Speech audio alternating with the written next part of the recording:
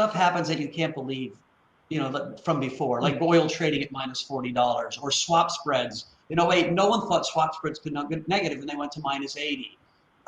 Nobody thinks the dollar is going to really lose its reserve status.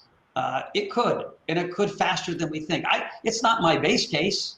My base case is the biggest used stablecoin in the world in 4 years will be a dollar-based stablecoin.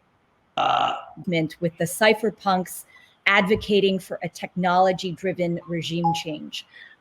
Fast forward to 2020, we are in a whole new world, a whole new ball game. And the question that we're really going to answer over the next 40 minutes with Joe Lubin right there and Mike Novogratz is, are legacy systems and traditional industries about to co-opt, or are they going to fall away for a redefinition of a brand new world? It's going to be my pleasure indeed. And over the course of this conversation, we're going to be exploring that. We're going to be asking, is this an inflection moment, really, that has been triggered by COVID-19? Are we going to see a true transition from legacy to decentralization? And are we going to enter a brave new decentralized world? And what does that really look like? I'm Angie Lau, editor-in-chief of Forecast News, and it's a pleasure. And our two fireside chat panelists need no introduction, but I will anyway. It's great to see you, Joe. It's great to see you, Mike. So Joe is co-founder, as you all know, of Ethereum, founder and CEO of Consensus. Of course, the blockchain venture studio based in New York right there, and really designed to drive adoption by governments and enterprises by Ethereum. Mike is founder and CEO of Galaxy Digital, as you know, a former Goldman Sachs partner who founded the company in January 2018, leading a $325 million fund that's developing for the EOS-based ecosystem. Also have some significant Bitcoin funds for accredited and institutional investors. And so talking about a little bit that there, and both are Princeton alums, both are leaders in the industry, both are futurists who are paving the way to more decentralized worlds post-COVID. Hi, guys. How are you? Hey, Angie. How's it going? Hey, Mike. At first, I have to say that, Mike, that quarantine stash is an inflection point in its own way. It's impressive. I started it on the day of the quarantine, and I have to admit, I had a diet because it was too great. Outstanding. I'm waiting for the handlebar mustache. At the 12-month mark of quarantine, we'll turn it up. Oh, my God. Oh, yeah.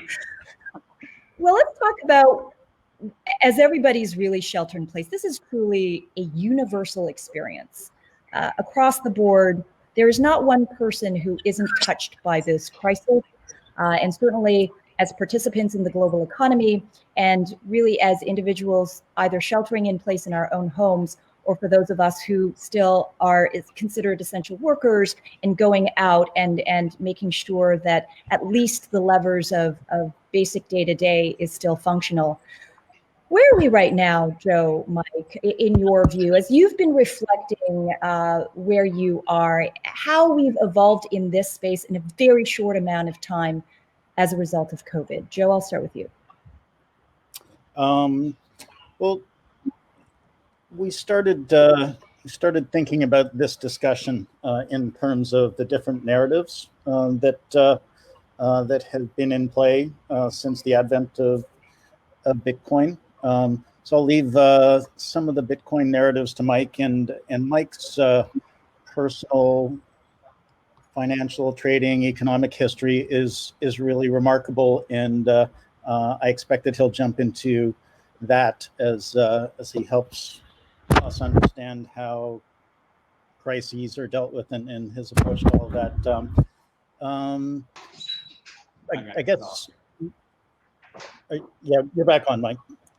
So essentially, all of this started as a reaction to the fact that we on the Ethereum project all love Bitcoin. We were Bitcoiners, and we wanted to do so much more. We wanted to take this brand new invention, digital scarcity, and enable the world to build all of its systems on it, essentially. And so it basically initially manifested itself with Vitalik trying to bring an easier way of building your own cryptocurrency into the world. It used to take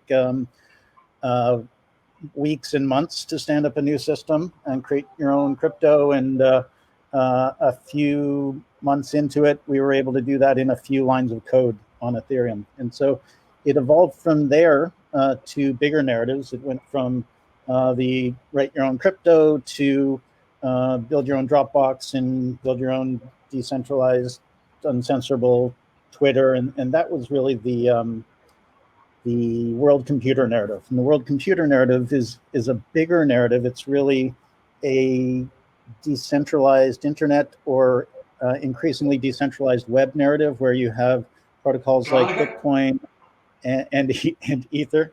Hey, Mike, can you hear us? Yeah, I'm good. I'm good. Okay. Sorry about that. I keep coming in and out. Yeah, no worries. So you have these different protocols for trusted transactions, automated execution of agreements, decentralized storage, decentralized bandwidth, decentralized ID, and that's the decentralized World Wide Web narrative. And that's roughly where we are in terms of the Ethereum narrative. So back at the first Ethereal, I was hoping that in my speech, I was hoping that central bankers could kick the can down the road for another 5 years or 10 years and enable us to build more. And I'm not sure we're going to have that luxury now with COVID and the crisis. And it's not just a biological virus crisis, it's a global economic crisis. And so I think Mike can weigh in on this. I think we're looking at the Japanification of the planet, where growth is going to be very, very difficult as bubble after bubble gets blown. And I think we're in the last bubble, the government debt bubble. And so I think we're going to have this sort of steady state where we walk around in a bit of a daze, or with respect to the legacy economy, it walks around in a daze like zombies. But maybe that's not so bad. Maybe COVID is going to enable the builders of the new financial, social, economic, political infrastructure on decentralized protocols can take, I guess, all this new money that grows on trees and drops from the sky and potentially build new foundations. So first the new trust foundation, and then a decentralized financial plumbing infrastructure, and start bringing new industries into that kind of infrastructure. So fingers crossed, it is a positive inflection point where instead of previous inflection points where to the end of 70-year debt super cycles would end in violent conflict, maybe this one will be different, where it's all happening to us globally at the same time. It's we're all in this, and we can all. It's still tied very much to markets, Mike, as you know. We can think about the future, but how do we capitalize towards that future when we are seeing the volatility in the markets, not only in equity markets, but obviously in Bitcoin as well, and startups and funds around the world are impacted? Sure. So, I'm a storyteller. I think for my whole life, I've been a storyteller, and what appealed so much to crypto was the narratives, right? The first, FU to the man narrative that came out of the '08 Satoshi paper. We're going to change the world. When I first went into Consensus's office, I said this bit many times. They were like plotting this revolution on, building the new world infrastructure, and I was like, that's such a powerful story. And there is this ferocity of desire for these rebels to kind of rebuild things, and that's infectious. And we had this wonderful crypto narrative through 17. I remember the first Ethereum, I can't believe it was only 3 years ago, which created this bubble that we saw in 17. It was a bubble because the story was so powerful, and usually bubbles happen around things that actually do change the world, right? There was an internet bubble that changed the world, there was a railroad bubble that changed the world. I think the blockchain, Bitcoin, Ethereum bubble is going to change the world. And so where are we today? I mean, today's a special day in some ways. I'll get to it. COVID has unleashed a fiscal and monetary response like we've never seen in the world. So we've never seen as big of a collapse in economic activity, literally in the history of, at least modern economics. And we've never seen as big of a response. The fiscal response from the US. Remember, we were running a 5% fiscal deficit before the crises happened. That was crazy in what Trump would say was the best economy of all time. Right? When I worked at the White House in 1984, tells you how old I am, 5% was considered, that was the Reagan era twin deficit, was a crisis.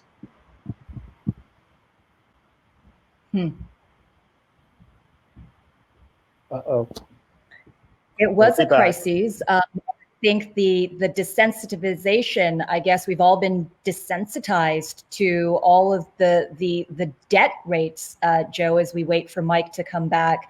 You talk about that global debt crisis that is absolutely being triggered now. And, you take a look at the headlines right now where corporate America bankruptcies are really at the starting point. I'm gonna bring in what Larry Fink, CEO of BlackRock, said. He's always been candid anytime I interviewed him, and he was no less candid in his stark assessment of the global economy. He said that corporate America bankruptcies are only beginning right now, that corporate tax rates are going to have to do the kind of heavy lifting that the stimulus dollars are giving to the American public. Whether or not we're going to see individual tax rates rise, we're definitely going to see corporate tax rates rise. And at a time when another 33 million Americans have been added to the jobless claims line. These are changing narratives as well as we counteract really what the promise of cryptocurrency and blockchain is. As you said, Joe, Mike, thank you for coming back on. We were just referencing, as you said, it's fine. It's that I think we've become all desensitized to that 5%, right, ratio. And right now we're seeing with the precipice where Neiman Marcus today filed for bankruptcy protection. Following on, I mean, they're not the first. They're not going to be. They're definitely not the first. They're definitely not going to be the last. And we're likely going to see corporate tax rates rise along with individual tax responsibilities. So where does cryptocurrency live on this spectrum and these realities that we're going to have to be faced with? In your view, how does I got cut off. No idea why the technology broke. But I'm going to blame somebody. Listen, I was given the story that people have heard that we have this fiscal orgy going on, and it's being monetized by central banks, i.e., my mother said money doesn't grow on trees. Money is growing on trees. And so you are seeing investors look for hard assets, look for scarcity value.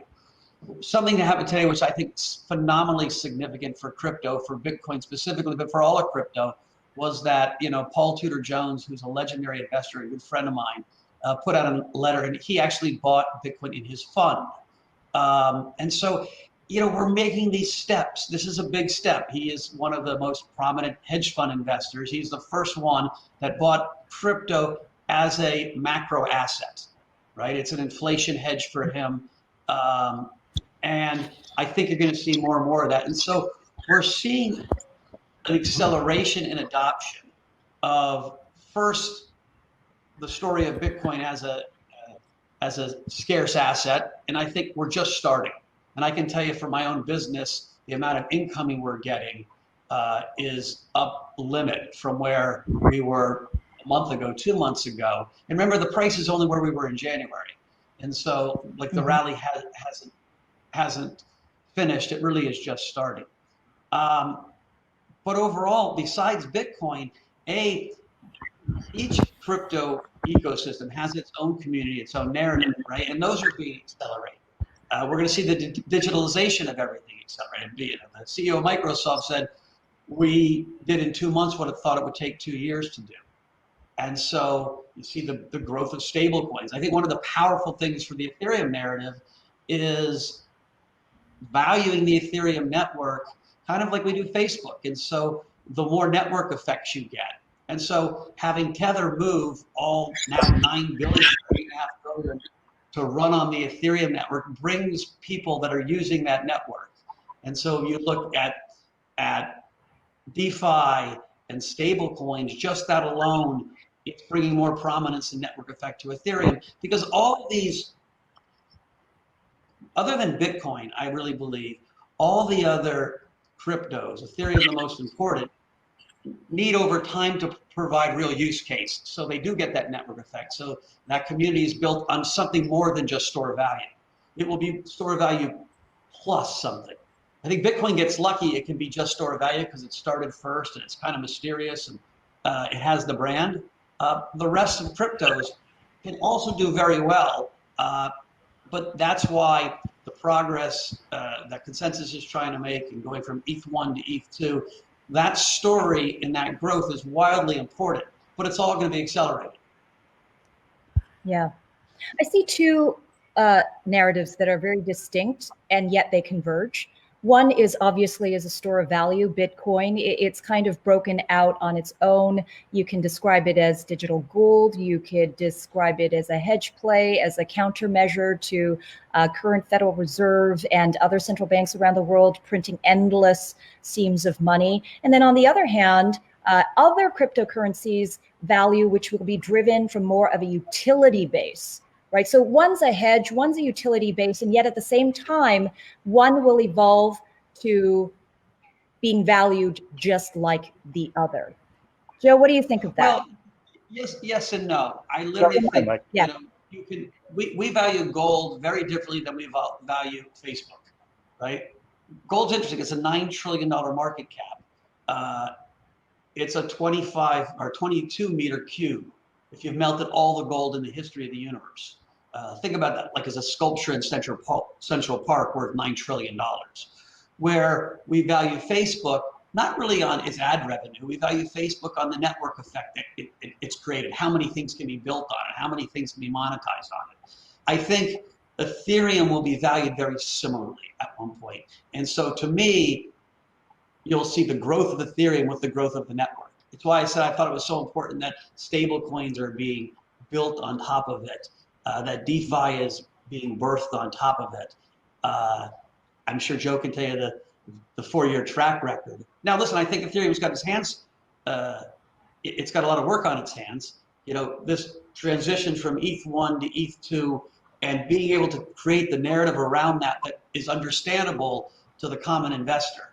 I always like to see myself as a very simple guy. So I need to be able to understand it, because if I can't, the next guy, the smart guys can, but I got to be able to sell that story. And so, but I think that's where the valuation differences will be different. And even there are plenty of other cryptos that are going to try to make their run. They have to have their own narrative and they have to have their own utility. Yeah, so I think the term cryptocurrency is a little bit unfortunate. Essentially what's going on here is a massive paradigm shift. We're building out a new kind of economy that's going to take decades to unfold and will last for many, many decades. And currency, and that applied initially to Bitcoin. But Bitcoin is sort of much more of a gold 2.0, a store of value, than something that I would ever want to use to buy a cup of coffee with. Ether and others started out being called cryptocurrency, and some of us felt like, yeah, we had to run with that, but it wasn't really what we thought it would. We thought of it as a crypto asset or a crypto commodity. So the general term crypto asset is, I think, going to become increasingly important. I don't expect Bitcoin or Ether to be used in day-to-day transactions, just like I don't expect electricity or gold or oil to be used in day-to-day transactions. And what we're really talking about is building the foundational layers of a new kind of economy, and cryptocurrencies will be things like DAI and Tether, etc. So those are the pieces that we will, and state-issued cryptocurrencies. central bank digital currencies. Those will certainly have a big role. So we'll see. That's coming fast. And I Yeah, it think is one of coming the things COVID has done is accelerating this idea that we are going to get a host of both state-backed stable coins and other stable coins. Maybe you should call Ether crypto infrastructure. Yeah, it pretty much is. Well, that's a great point. That's a great point, Mike, because are we seeing legacy systems, right? If this was supposed to be a movement, as you said, let's build something that's better. After 2008, that is really what we're talking about here. A financial system that serves the people rather than the centralized infrastructure that currently exists today. Now, COVID seems to be the brush fire that is making way for the green shoots to come up. Now, Bitcoin, Ethereum, cryptocurrency, blockchain, crypto assets, digital assets, all of this is part of the green shoot effect that we've seen over the past 10 years. Question is this, are they ready for prime time? Is this industry ready for prime time? Or is there a danger, as you've said, with the central bank coming in with central bank-backed digital currency, like what we're expecting to see out of China, likely in the next month or so? And certainly this conversation about digital dollar, whether or not it's actually a digital dollar coming out of Congress. Is there a danger that centralized systems are co-opting the technology and seizing that narrative? Your thoughts, Joe? Listen, I think it's going to be both. Facebook is going to come out with Libra. They are going to have a semi-decentralized blockchain. When you really think through that, they would have been better off doing their stablecoin on Ethereum. It's very costly. They've got to run it. It's not as decentralized. Part of that is the growth of these networks and everyone's rushing. And so I don't think the final solutions are there yet, and you'll have tension both ways. I would say, I think why the excitement around Bitcoin is there, because Bitcoin's kind of a finished product if it's digital gold. We've got to also be cognizant that the rest of the space is, and Joe is better probably at telling you this than me, it's not ready next month, it's not ready next year. There's going to be big accelerations, but we're 2, 3, 4, 5, 6 years away from the real transformation. And so what's wonderful about this is it's accelerating, it's putting juice back and energy back into the space. But, for DeFi to go from $1 billion, our global economy is 80 trillion. And so we're going to accelerate that pace. And so I think you got to keep focused on each lane in the growth in that lane and how it's doing. And I'm, the one thing I'm sure of, like in markets, when I was in 1997 in Asia when the world blew up, and then 2008. And when paradigms change, stuff happens that you can't believe, from before, like oil trading at minus $40 or swap spreads. No one thought swap spreads could not get negative and they went to minus 80. Nobody thinks the dollar is going to really lose its reserve status. It could, and it could faster than we think. It's not my base case. My base case is the biggest used stablecoin in the world in 4 years will be a dollar-based stablecoin. But there's a growing probability that that could be wrong. And so crypto, even as a hedge, as an option to the change in the near term until the Vitaliks and scientists in the world can build out the infrastructure so the new world can actually operate on a decentralized way, because we're not there yet. We couldn't, if we said we're switching the lights tomorrow to be decentralized, the system would break. Mm-hmm. Yeah, Joe, maybe you could give a little bit of a time path. I will attempt to expand on that. So is the technology ready for prime time? I wanted a lot more time to build, to mature the technology, and I'm not sure we have a lot more time. I think we have to get busy now. Fortunately, we've been busy for a number of years, and it is ready for prime time. But it's not prime time everywhere, and it really depends who you are. So if you're a consortium, a commodity trade finance consortium, it is absolutely ready for prime time because it enables you to collaborate with organizations that you previously only competed with and couldn't build shared, trustworthy, protocol-based infrastructure with. It is absolutely ready for prime time for the getting to be close to 1 million developers in the broad blockchain ecosystem who are essentially understanding the technology, diving in, living and breathing it, and essentially now charged, given the tools and charged with the mission of bringing the wisdom down the mountain to the people. You take this new paradigm, this new way of building things, and you have a specific domain, whether it's DeFi or gaming or a variety of other things, and we need the expertise of passionate entrepreneurs and technologists to be building the applications, and that's happening in a very big way right now. You know what they say? They say first impressions count. When it comes to DeFi, it started out really strong at the gate, but recently hit by hacking and questioning whether or not it is ready for prime time. To your point, Joe, some of these projects are ready for prime time and some are not. And as we've seen throughout this changing narrative since 2008, where it went from the wild, wild west to ICOs, certainly not a good part of the narrative, to regulators coming in, more enterprise grade solutions coming in. You're even seeing, the change of wardrobes at conferences. We went from studded trucker hats to suit, ties, and heels. Is that a good evolution in this space? As we get to really ensuring the next first impression of the next phase of the narrative. I love that you mentioned the wild, wild west. I don't think banking technology is really going to catch on. We have all these cages and safes and stagecoaches, and they're all getting hacked, and vaults are getting broken into. And so essentially, humans are all about progress, and progress is all about builders building and breakers breaking, and the breakers are the people who help the builders to build better. And so decentralized finance is still very, very young.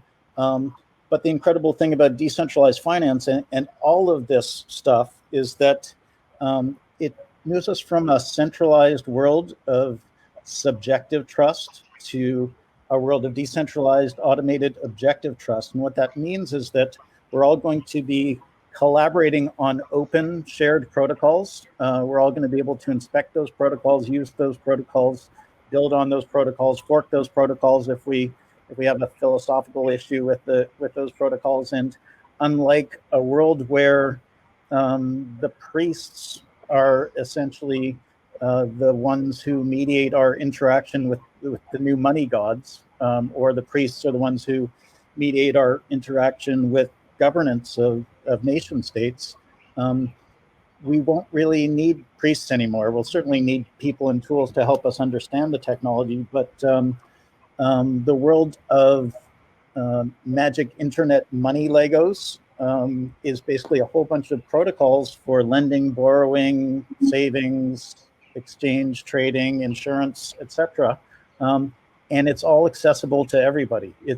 You can be your own bank. You can take your own bank and wire it up to the insurance project that your daughter just put together. And so it's a brave new world, and we're all going to be able to operate it ourselves. A lot of courage. Go ahead. There's this middle step that happens, and you try to predict the future when you're in the investing business. But like what I see, I think of Calibra, the Facebook wallet, or all of these Silicon Valley, messaging systems, Telegram, who's been shot down with their ICO by the SEC. But what they're trying to build is really a wallet that creates your bank. Why the banks are so nervous is because it's banking, it's insurance, and they're going to have the Calibra wallet will have the ability to buy Bitcoin and Ethereum on it, and it'll have stable coins. And so you might not have a guy who does everything in a decentralized world. It might be some hybrid, but we're moving to that digital world where blockchains and cryptocurrencies are going to become a much bigger part of it. There's an inevitability towards that. And so it's one reason I laugh all the time. Jack Dorsey, who's got Square, and the Square app is their biggest thing is buying Bitcoin these days, and he's got Twitter, and they're decentralizing that, or at least experimenting with that. His profile on Twitter says Bitcoin. The West Coast guys are all bought into this shift. And Paul Jones being one of the first prominent East Coast guys or finance guys are starting to say, well, maybe, right? I'll buy it as an option. And so we have this convergence, I think. And the story isn't finished, right? And what 10 years looks like. But I know it's not going to look like what it looks like now. Well, Mike, to your point, I talked to one of the Silicon Valley guys, the originals, one of the originals, Tim Draper, yesterday, upcoming Forecast podcast. And he's obviously famously known for buying the Silk Road 30,000 Bitcoins at auction from U.S. Marshals after they seized that group of Bitcoins. $500 or something like that? It was 19 million. So it turned out, I did the math, it was $640 per. And 40, obviously now he's made $250 million as a result of that purchase. But look, he's made a bet on not only blockchain and Bitcoin, but also in his thesis, it's going after high cost, whatever anything that's high cost but bad service, right? Right now, COVID is getting rid, on a corporate level at least, the high costs, bad service, that's going away, right?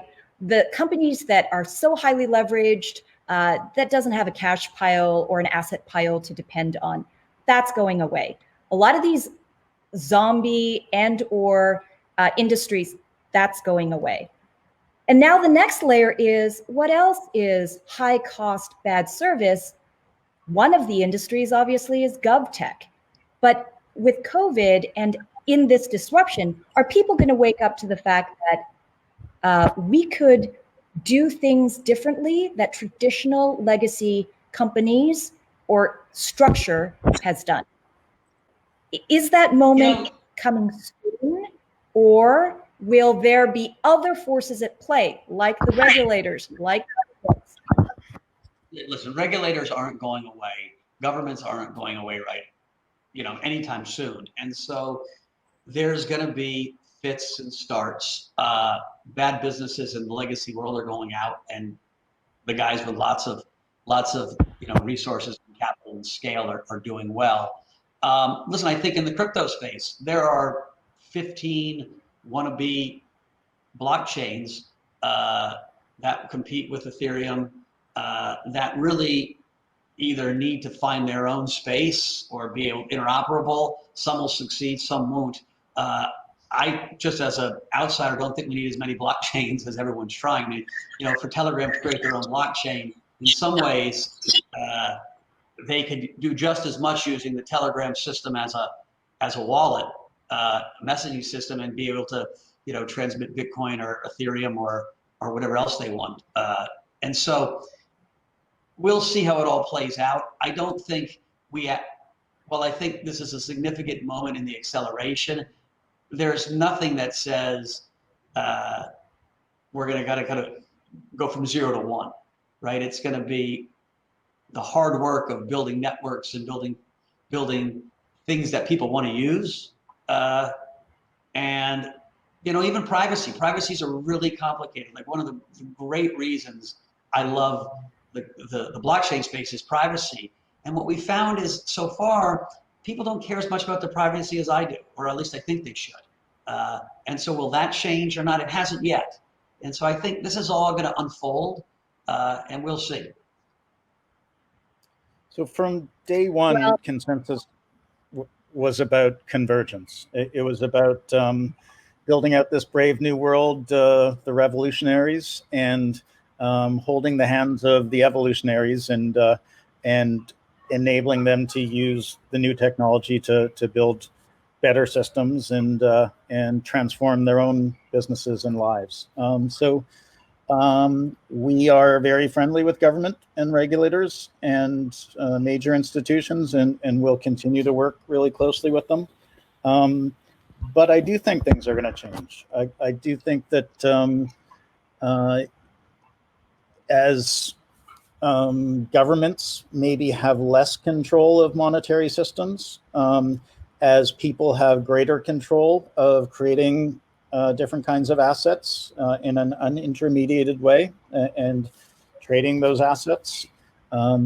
As those assets get married to collaboration networks, and we build groupings that run according to protocols that everybody on those systems can trust, then those kinds of groupings, whether they're businesses or social networks or they form themselves to bring a cure to a particular disease, they can define their own philosophies, they can define their own objectives, they can raise their own money, and they can execute solutions to the problems that they identify. And so there's going to be a lot more power, a lot more economic and political agency in the hands of people and small organizations. And I think that's going to be a great thing, because nation states that are governed by two parties, or worse, one party, have about 98% of the people not well represented.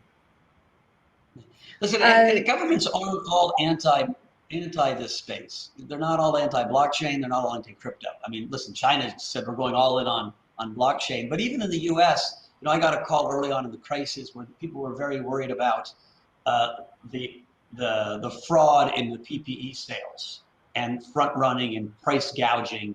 And the government was putting the task force together, and they wanted kind of a blockchain expert to help them figure out how you could use a blockchain.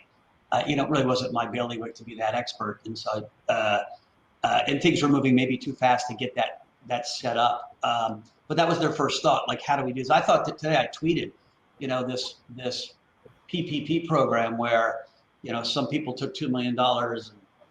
Justin's son, from Tron was called out today. I don't know if it's true or not, but he looked kind of silly if he's a billionaire, tech guy taking $2 million from the government. Again, I don't want to accuse him of that. It was on Twitter all over. And I was like, shit, that whole thing should have been on the blockchain for public to see. You're going to take federal assistance in that time. We should see who gets it, instead of some people being shamed and other people being not shamed. And I don't think anyone in government would disagree with that. And so part of that is getting enough people that understand how to use it and how to build it, and having enough companies that can come in and help them get there fast enough. And we're not there yet, but we're moving there really fast. Yeah. From our vantage point, I think there are very many people in government who would disagree with that position, Mike. And we're actually in discussions. Oh, I'm not saying, I didn't say it was the majority by any stretch, but I said they're not all opposed. Yeah, we're actually in discussions with a nation state, and it looks like we pretty much have the contract to build blockchain-based procurement systems, so that people know what's being paid for and who's getting the money. And it will be those nation states. And you bring up a good point, Mike. China is almost leading the pack at the moment because of its centralized, very top-down, and very dominating relationship that it has with its own private sector. And so if it's championing blockchain and not cryptocurrency, but its own version of DCEP, or central bank-backed digital currency, that initiative is actually really what we're observing. I want to ask you to comment on what we've recently written on at Forecast, that the PBOC has partnered up with AI giant unicorn SenseTime to develop fintech innovations for the country. That would be the equivalent of the Federal Reserve hooking up with Google to help out Wall Street. That seems, but what that stresses is two very separate systems. One is going this way, very centralized efforts using specific technology to create its own ecosystem technology-backed ecosystem versus the West, where it's very ground up and ground swelled and privately funded? I said we haven't been so worried about our privacy in the U.S. Things like Facebook, it flares up, but no one's willing to pay at this point. I mean, China is the extreme example of a culture that is used to sacrificing some privacy for social good. And all of a sudden, you've got a government with this accelerating technology that now has really scary state operations that can monitor, spot, facially recognize, socially score people's behavior. I am petrified of a centralized cryptocurrency in China where they say, yeah, we don't like gay people anymore, and let's just freeze their money. And they know exactly who's gay by their shopping patterns and their search histories. And so it's a dystopian world. It could become a dystopian world with centralized data collection. But one reason China's so good at AI is they have better databases because they collect it all. And so I think we could have two worlds, the behind the China curtain and the rest of us who want to preserve some privacy. And that debate has to happen in the public square of where that line is between what governments are allowed and what they're not allowed. And I think there's a healthy debate there. The most radicals say nothing, right? And I think there's a more practical answer probably somewhere in between. But that has to continue to mature. Yeah, unfortunately, unfortunately, I agree that we're seeing a pretty serious bifurcation of the planet. The story that you're pointing out is just another data point in the long narrative of government control.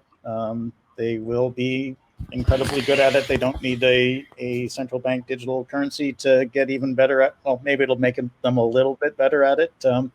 But it's a pretty scary future that we're facing potentially. We don't get a lot of economic data truth out of mainland China. Apparently, we didn't get a lot of warning and truth with respect to the current crisis. Mike was talking about essentially discriminating against certain segments of the population with a powerful system like that. That is happening if the stories of the Uyghur population is true and transplant tourism. There's potentially scary stuff going on. And I'm excited about the implications of blockchain technology in how it can create a shared reference frame, a shared source of truth, a shared trust foundation. So even if our nation states are having issues, trade disputes, etc., we can still potentially build supply chain networks that can interoperate with one another and trust each other. It's going to be necessary to instrument all the way to the sensor level. You're going to have sensors with signatures and calibration systems so that there isn't garbage into the system. Once you get good data into the system, I think we can trust with these blockchain networks that that they will stay clean. And interestingly, we're hearing from different organizations that they want to interface with these new Chinese blockchain networks, these business networks, but they're concerned that unlike what blockchain was intended for, they're not really going to be able to trust that technology. And so what we're hearing is an interest in building bridges between blockchain systems that Western companies can trust and blockchain systems that are part of the infrastructure in mainland China. And so once you build those systems, you can know at least the data that's coming out of one system is trusted. And so I think building those kinds of bridges is going to be really interesting. And mostly I'm really excited about a different kind of virus, and it's an intellectual virus. It's this notion that if you build shared trust foundations, if you build decentralized systems, that they're actually really good and potentially better at building infrastructure on it. And that's the kind of virus that I think could be hard to suppress, because once engineers throughout the nation start seeing that they can build better systems and interface with Bitcoin and interface with Ethereum, they're just going to see that there's a new paradigm that looks like it's stronger and may eventually win out. There's a new common denominator we're living at right now. There's no doubt that that's going to be a floor to these future conversations. Before I let you guys go, two critical things happening, and in the context of COVID and a post-COVID world as you look into the future. We've got Bitcoin halving, and then we have the launch of ETH. How has the narrative there changed for you both? I'll go quick and I'll let. Oh, you want to go first? You go first. No. I said you start.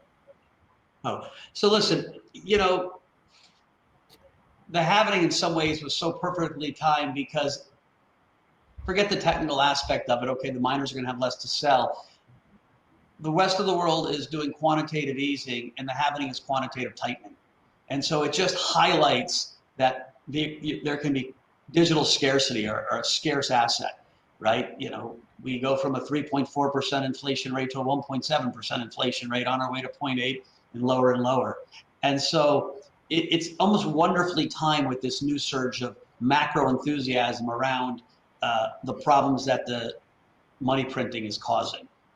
And then on ETH2, I think there's work to do by the community in what that narrative becomes. It finally shows we got progress and we're getting something done. And, listen, I'm not a computer scientist. These are Herculean technical feats that are being pulled off.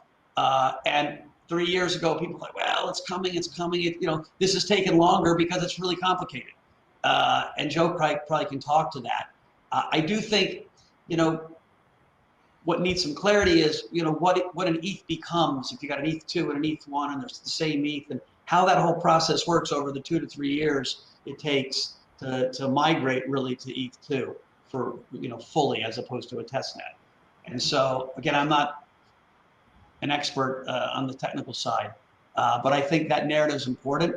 What I think is just as important, though, for the Ether community and for the price of ETH and for the activity is that more and more things get built, even on the original ETH, that more and more, that network, right? You've got, hundreds of thousands of developers. You've got, projects. All of that growing will, lead the way for the price of Ethereum to rise, and good things happen when it goes higher, right? It just, so it's almost essential.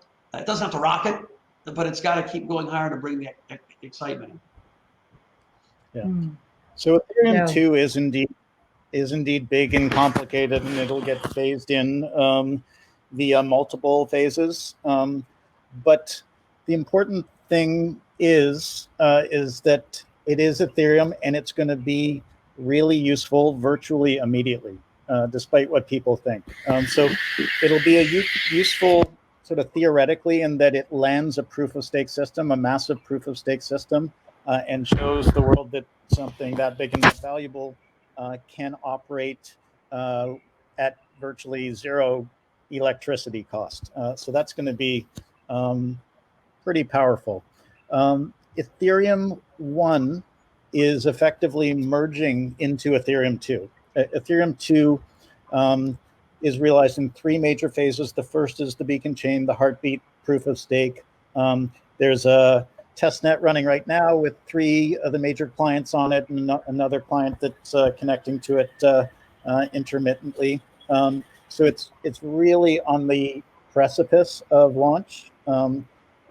Once that chain, the beacon chain launches, and it's launching from Ethereum 1. So staking is happening from Ethereum 1 into Ethereum 2, one-way connectivity.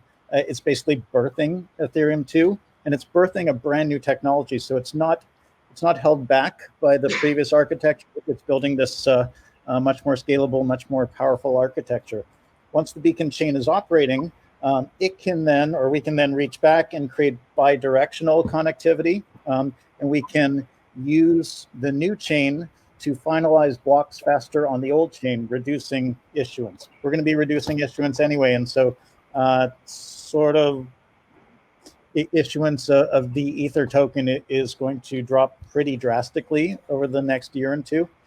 The second major element is that when we add shards of data to this system, we will make a lot more data available to all the scalability systems that are going live right now on Ethereum 1. So Ethereum 1 almost doesn't need Ethereum 2 for scalability because we're bringing thousands and tens of thousands of transactions via optimistic rollups and zero knowledge rollups and state channels to Ethereum 1. All of those have the need for available data, and a lot of that will be able to be sourced from Ethereum 2.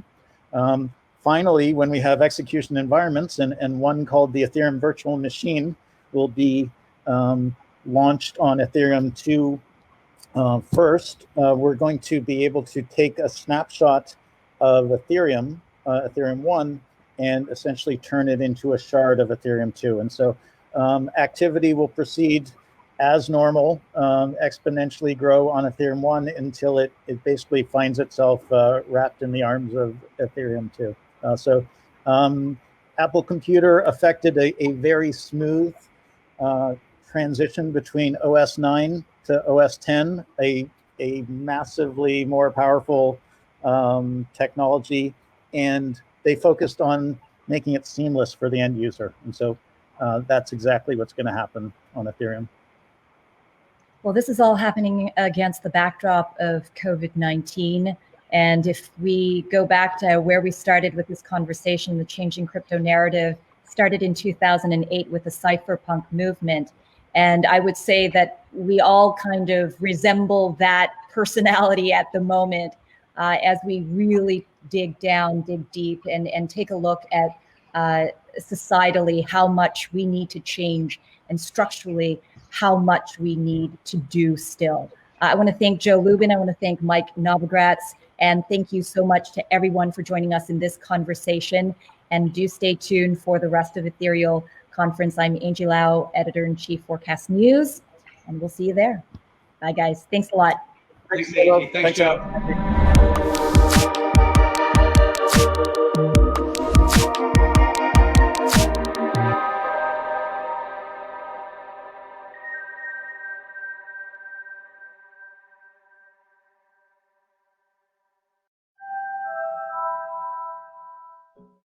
You know what I'm going to say here, right? Like, comment, subscribe. We hope you do. I'm Editor-in-Chief Angie Lau, Forecast News. Subscribe for a lot more in-depth conversations. This is what we do for you every day. And here's the next one.